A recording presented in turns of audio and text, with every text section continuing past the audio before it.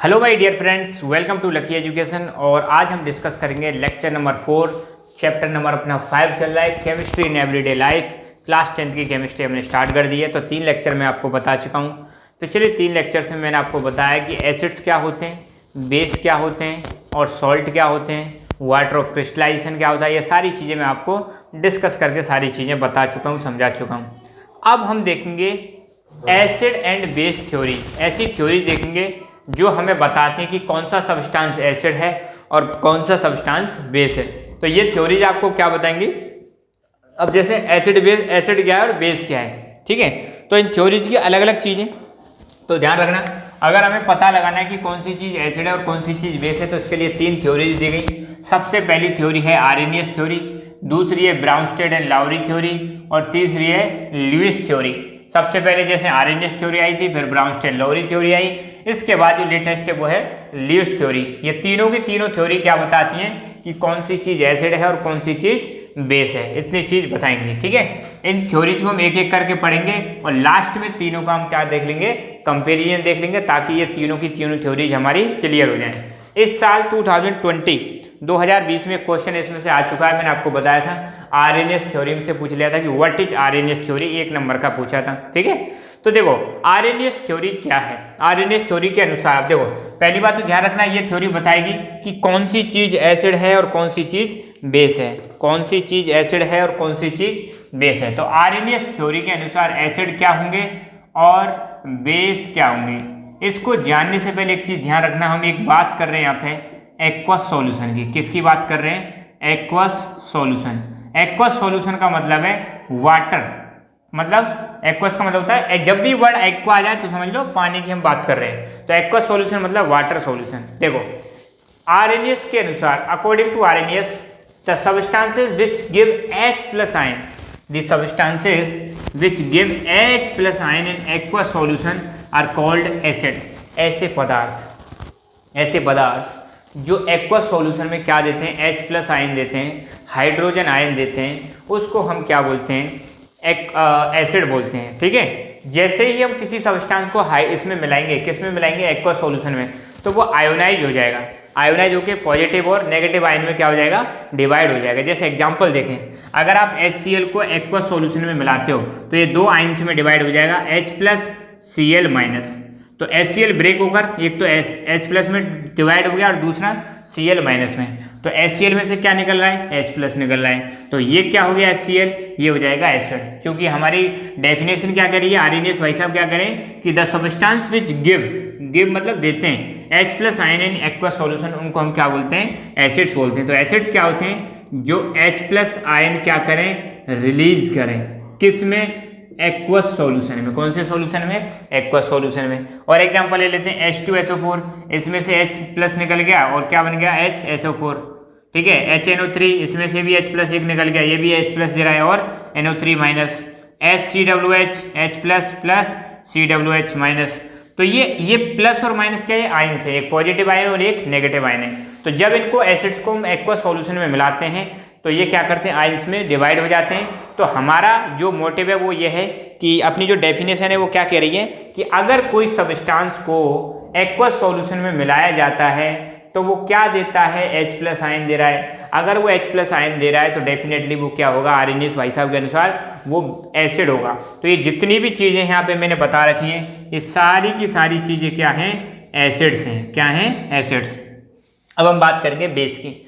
तो बेस के बारे में क्या है, बेस में उन्होंने ये बता रखा कि अगर कोई सब्सटेंस एक्वस सॉल्यूशन में OH- आयन रिलीज करे, क्या रिलीज करे, OH- आयन रिलीज करे, किसमें, एक्वस सॉल्यूशन में, तो उसको हम क्या बोलते हैं, बेस बोलते हैं। क्या बोलेंगे, बेस। देखो the substances which give OH- ion, कैसा आयन दे रहे हैं, OH- आयन दे रहे हैं, या OH- को हम बोलते हैं हाइड्रोक्सिल आयन दे रहे हैं, किस में, एक्वस सॉल्यूशन में या वाटर सॉल्यूशन में, उसको हम बेस बोलते हैं। क्या बोलते हैं, बेस। अब यहाँ पे जैसे एग्जांपल देखें, NaOH, जब इसको एक्वस सॉल्यूशन में मिला हुआ तो ये डिवाइड हो जाएगा Na+OH-। तो क्या दे रहा है, OH- दे रहा है। OH- दे रहा है मतलब ये क्या हो जाएगा, बेस हो जाएगा। दूसरा KOH, इसको हम वाटर सॉल्यूशन में मिलाएं या एक्वस सॉल्यूशन में मिलाएं तो ये डिवाइड हो जाएगा K+ OH माइनस, तो इसमें भी क्या निकल रहा है, OH माइनस निकल रहा है। इसका मतलब KOH क्या होगा, ये डेफिनेटली बेस होगा। तो ये सोडियम हाइड्रोक्साइड, पोटेशियम हाइड्रोक्साइड दोनों के दोनों क्या कहलाएंगे, बेस कहलाएंगे। बाकी सारे के सारे इधर जो दिखा रखे हैं ऊपर वाले ये क्या हैं, HCl हैं। नाम सबके आपको पता ही होगा, ठीक है, आई एम श्योर इनके नाम आपको पता होगा क्योंकि मैं सारी चीज़ें लिखा चुका हूँ, ठीक है।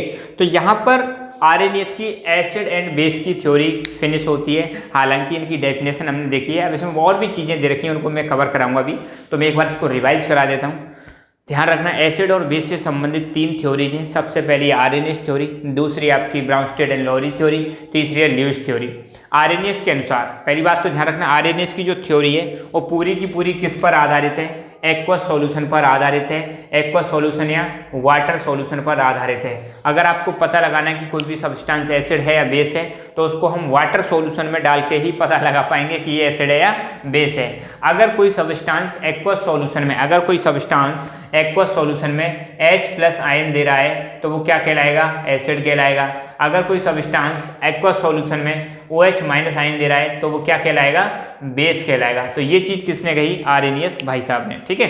अब आरएनएस भाई साहब ने 3-4 चीज़ें और बताई कि स्ट्रॉन्ग एसिड क्या होते हैं, वीक एसिड क्या होते हैं, स्ट्रॉन्ग बेस क्या होते हैं और वीक बेस क्या होते हैं, ठीक है। तो इनको आप नोट डाउन कर लेना, ठीक है ना। यहाँ पर मैं नोट्स भी लिखा रहा हूँ, ये बिल्कुल नोट्स की फॉर्म में इनको नोट डाउन कर लेना क्योंकि इनको मैं इरेज भी करूँगा, ठीक है। अब यहाँ पे आते हैं, इन्होंने 4 चीज़ें और बताई, इन्होंने 4 चीज़ें और बताई। इन चारों को मैं एक बॉक्स बना के पहले ही बता देता हूँ आपको। बॉक्स बना देते हैं एक, स्ट्रॉन्ग एसिड, स्ट्रॉन्ग एसिड, फिर स्ट्रॉन्ग बेस, फिर वीक एसिड और वीक बेस। इनका मतलब क्या है समझ लो। यहीं पर एक छोटा सा बॉक्स हमने बनाया है, यहाँ पे इस बॉक्स में सारी कहानी क्लियर हो जाएगी। देखो, अगर कोई एसिड वाटर सॉल्यूशन में, ध्यान देना हम सब की बात करेंगे वाटर सॉल्यूशन की, किसकी बात करेंगे, वाटर सॉल्यूशन की बात करेंगे। अगर कोई एसिड वाटर सॉल्यूशन में कंप्लीटली, कैसे, कंप्लीटली आयोनाइज हो जाता है, क्या हो जाता है, आयोनाइज हो जाता है। अगर कोई एसिड वाटर सॉल्यूशन में कंप्लीटली आयोनाइज हो जाता है तो उसको हम बोलते हैं स्ट्रॉन्ग एसिड। और अगर कोई बेस वाटर सॉल्यूशन में क्या हो जाता है, कंप्लीटली आयोनाइज हो जाता है तो उसको हम क्या बोलते हैं, स्ट्रॉन्ग बेस। तो स्ट्रॉन्ग एसिड हो या बेस हो, कब हम उसको स्ट्रॉन्ग कहेंगे, अगर उसको वाटर सॉल्यूशन में मिलाए और वो कंप्लीटली आयोनाइज हो जाए, मतलब ब्रेक हो जाए पॉजिटिव आयन और नेगेटिव आयन में, तो उसको हम क्या बोलेंगे, स्ट्रॉन्ग बेस। वीक बेस क्या होता है, कंप्लीटली आयोनाइज ना हो, completely ionized, not completely ionize, क्या लिख सकते हैं, not completely ionized in water solution. Weak base भी क्या होगा, ऐसा बेस जो कंप्लीटली, नॉट कंप्लीटली आयोनाइज्ड, जो पूरी तरह से क्या ना हो, आयोनाइज ना हो, किसमें, वाटर सॉल्यूशन में, उसको हम वीक बेस बोलते हैं। चलो अब इनकी डेफिनेशन यहाँ पे देख लेते हैं, बहुत आसान है। स्ट्रॉन्ग एसिड, तो आरएनएस भाई साहब के अनुसार, ये भी किसने डिफाइन की है, आरएनएस ने कहा कि क्या कहा, देखो, those acids which are completely ionized in water solution are called strong acids. ऐसे एसिड जो वाटर सॉल्यूशन में कंप्लीटली आयोनाइज हो जाते हैं उनको स्ट्रॉन्ग एसिड बोलते हैं। एग्जाम्पल की बात करें तो hydrochloric acid, sulphuric acid, nitric acid, ये कैसे एसिड हैं, स्ट्रॉन्ग एसिड हैं। कैसे एसिड हैं, स्ट्रॉन्ग एसिड हैं। इनकी एक चीज़ और ध्यान रखना, मैं पहले भी बता चुका हूँ, आपको पता है एसिड और बेस को डिफाइन करने के लिए एक स्केल होती है जिसको हम बोलते हैं पीएच स्केल। क्या बोलते हैं, पीएच स्केल। 7 से अगर आप नीचे की तरफ जाओगे तो एसिडिटी बढ़ेगी, एसिड का नेचर बढ़ेगा। 7 से ऊपर की तरफ जाओगे तो बेस का नेचर बढ़ेगा। और 7 के पास चीज़ें क्या होती हैं, न्यूट्रल होती हैं। 7 के पास चीज़ें क्या होंगी, न्यूट्रल होंगी। ये चीज़ ध्यान रखना, 7 के पास चीज़ें न्यूट्रल। अब देखो 7 के आसपास तो चीज़ें आपको मिलेंगी वीक, क्या मिलेंगी, यहाँ पे वीक एसिड और यहाँ पे वीक बेस। मगर 0 के आसपास जो चीज़ मिलेगी वो मिलेगी स्ट्रॉन्ग, तो यहाँ पे स्ट्रॉन्ग एसिड हो जाएगा। और 14 के आसपास आपको स्ट्रॉन्ग बेस मिलेगा, ठीक है, ये चीज़ आप ध्यान रखना। तो अब देखो मैंने बताया 7 के आसपास कोई चीज़ कैसी रहती है, वीक रहती है।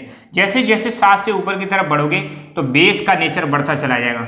13-14 के पास तो आपको स्ट्रॉन्ग बेस मिलेगा और 0, 1, 2 के आसपास आपको स्ट्रॉन्ग एसिड मिलेगा। ठीक है, तो यहाँ से भी आपको पता चल जाएगा कि कौन सी चीज़ स्ट्रॉन्ग एसिड है और कौन सी चीज़ स्ट्रॉन्ग बेस है। हालांकि पीएच स्केल के बारे में हम डिटेल में आगे चर्चा करेंगे, फिलहाल अभी यहीं पे रखो। तो समझ गए स्ट्रॉन्ग एसिड क्या होते हैं। अगला है वीक एसिड किसे बोलते हैं, तो those acids which are not completely ionised.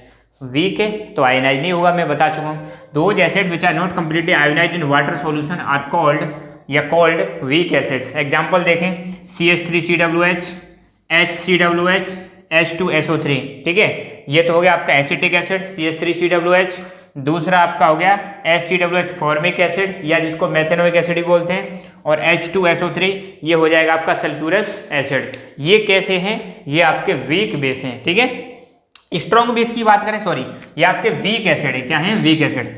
अब स्ट्रॉन्ग बेस की बात करें तो ऐसे base, those base which are completely ionized in water solution are called weak base. ऐसे बेस जो वाटर सॉल्यूशन में कंप्लीटली आयोनाइज हो जाते हैं उनको हम क्या बोलते हैं, वीक बेस बोलते हैं। एग्जांपल NaOH, फिर दोबारा स्ट्रॉन्ग की बात कर रहे हैं। ऐसे बेस जो वाटर सॉल्यूशन में कंप्लीटली आयोनाइज हो जाते हैं उनको, यहाँ पे गलत लिख दिया, उनको स्ट्रॉन्ग बेस बोलते हैं। क्या बोलेंगे, स्ट्रॉन्ग बेस बोलेंगे। एग्जांपल लें तो सोडियम हाइड्रोक्साइड और पोटेशियम हाइड्रोक्साइड दोनों के दोनों क्या है, स्ट्रॉन्ग बेस हैं। ठीक है, तो कुछ गलतियां हो जाती हैं तो उसको आप साइड में कर देना। ठीक है, तो स्ट्रॉन्ग बेस क्या होते हैं, ऐसे बेस। अब देखो स्ट्रॉन्ग चाहे एसिड हो चाहे बेस हो, तो ये दोनों के दोनों क्या होते हैं, वाटर सॉल्यूशन में कंप्लीटली आयोनाइज्ड हो जाते हैं। और वीक बेस हो या वीक एसिड हो, दोनों के दोनों पूरी तरह से आयोनाइज नहीं होते। तो उसकी दूसरी डेफिनेशन और मैं बताऊंगा, इसको जब तक आप नोट डाउन कीजिए।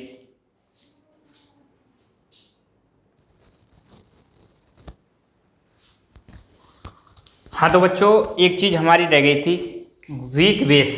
तो वीक बेस क्या होते हैं, those bases which are not completely ionized in water solution are called weak base. Weak base वो होते हैं जो वाटर सॉल्यूशन में कंप्लीटली आयोनाइज ना हो।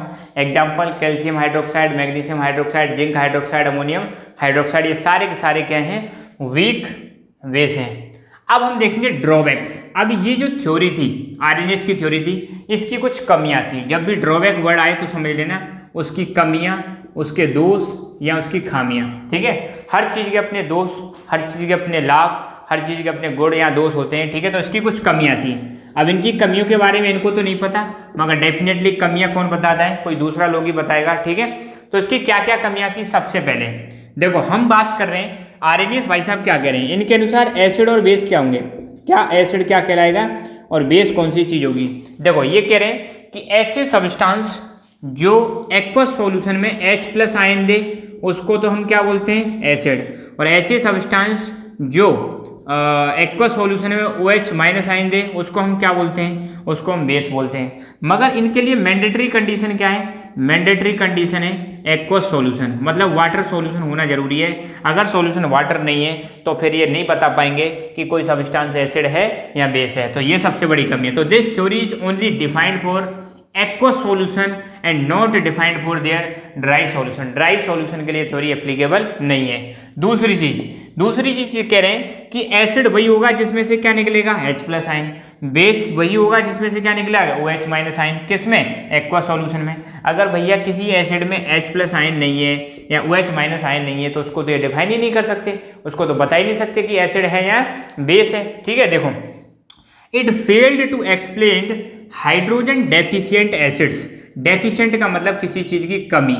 ठीक है, डेफिशिएंट का मतलब क्या होता है, किसी चीज की कमी होती है। अगर मान लो किसी एसिड में हाइड्रोजन की कमी है या किसी बेस में हाइड्रोक्सिल OH- की कमी है तो ये नहीं बता सकते कि ये एसिड है या बेस है। तो ध्यान रखना, it fail to explain hydrogen deficient acids and hydroxyl deficient bases. अगर किसी बेस में हाइड्रोक्सिल नहीं है, OH नहीं है, तो ये इसको बता नहीं पाएंगे कि ये बेस है या नहीं है। अगर किसी एसिड में हाइड्रोजन नहीं है तो ये उसको नहीं बता पाएंगे कि ये एसिड है, ये भी बताने में फेल हो गए। तो इसका मतलब हम कह सकते हैं कि ये जो थ्योरी है ओनली सूटेबल है किसके लिए, ऐसे एसिड्स और ऐसे बेसेस, ऐसे एसिड्स और ऐसे bases which contain hydrogen and hydroxyl ion. तो ये थ्योरी जो है लिमिटेड है, ओनली किसके लिए लिमिटेड है, कि ऐसे एसिड्स जिनके पास क्या हो, हाइड्रोजन आयन हो, और ऐसे बेसेस जिनके पास हाइड्रोक्सिल आयन हो। तो ये हमारी क्या हुई, पूरी की पूरी आर्हेनियस की थ्योरी हुई। एक बार फिर इसकी समरी ले लेते हैं कि मैंने बताया आपको एसिड और बेस को डिफाइन करने की 3 थ्योरीज होती हैं। सबसे पहले आर्हेनियस थ्योरी, दूसरी ब्राउनस्टेड एंड लॉरी थ्योरी और तीसरी लुईस थ्योरी। तो आज हमने आर्हेनियस थ्योरी के बारे में देखा। आर्हेनियस भाई साहब के अनुसार अगर कोई सब्सटेंस को एक्वस सॉल्यूशन में मिलाया जाए तो उसमें से अगर H+ आयन निकल रहा है तो वो सब्सटेंस एसिड होगा, अगर उसमें से OH- आयन निकल रहा है तो वो बेस होगा। फिर आर्हेनियस भाई साहब ने स्ट्रॉन्ग एसिड, स्ट्रॉन्ग बेस और वीक एसिड, वीक बेस का कॉन्सेप्ट दिया। स्ट्रॉन्ग एसिड और स्ट्रॉन्ग बेस कौन से होते हैं? तो ऐसे एसिड्स जो वाटर सॉल्यूशन में कंप्लीटली आयोनाइज हो जाते हैं उनको स्ट्रॉन्ग एसिड्स बोलते हैं। ऐसे बेसिस जो वाटर सॉल्यूशन में कंप्लीटली आयोनाइज हो जाएं तो उनको स्ट्रॉन्ग बेस बोलते हैं। अब वीक की बात करें तो ऐसे एसिड्स जो वाटर सॉल्यूशन में कंप्लीटली आयोनाइज ना हो उनको वीक एसिड्स बोलते हैं। और ऐसे एसिड्स जो वाटर सॉल्यूशन में ऐसे बेसिस जो वाटर सॉल्यूशन में कंप्लीटली आयोनाइज ना हो उनको वीक बेस बोलते हैं। ठीक है, कमियां हमने देख ली कि ये थ्योरी ओनली किसके लिए एप्लीकेबल है। पहली बात तो एक्वस सॉल्यूशन के लिए, ड्राई सॉल्यूशन के लिए एप्लीकेबल नहीं है। दूसरी चीज़ ये ध्यान रखना कि ये थ्योरी जो है अगर किसी एसिड में हाइड्रोजन की कमी है तो ये नहीं बता पाएगा कि वो एसिड है, और अगर किसी एसिड में हाइड्रोक्सिल OH की कमी है तो उसको भी ये नहीं बता सकते कि ये एसिड है। जैसे अगर मैं एग्जांपल दूं, जैसे CO2, SO2, ये क्या है? कुछ गैसेस हैं जो एसिडिक होती है नेचर में, मगर इनका नेचर ये नहीं बता सकती। कौन सी थ्योरी नहीं बता सकती? आर्हेनियस थ्योरी नहीं बता सकती। ऐसे ही NH3 और CaO, MgO ये बेसेस हैं, इनके बारे में ये थ्योरी नहीं बता सकती ये बेस है या नहीं है। ठीक है, तो ये थ्योरी इनका एसिडिक नेचर नहीं बता सकती। ठीक है, क्योंकि इसमें क्या नहीं है? हाइड्रोजन नहीं है। इनका बेसिक नेचर नहीं बता सकती क्योंकि इनमें क्या नहीं है? OH नहीं है। ठीक है, तो ये सिर्फ उन्हीं के लिए एप्लीकेबल है जिसमें हाइड्रोजन है और हाइड्रोक्सिल आयन है, उसी को बता सकती है कि भैया ये एसिड है या बेस है। तो बस आज के लेक्चर में इतना ही। कल हम या फिर नेक्स्ट वाला जो वीडियो आएगा उसमें हम देखेंगे कौन सी थ्योरी आपकी ब्राउनस्टेड एंड लॉरी थ्योरी। ठीक है, तो मिलते हैं नेक्स्ट लेक्चर में।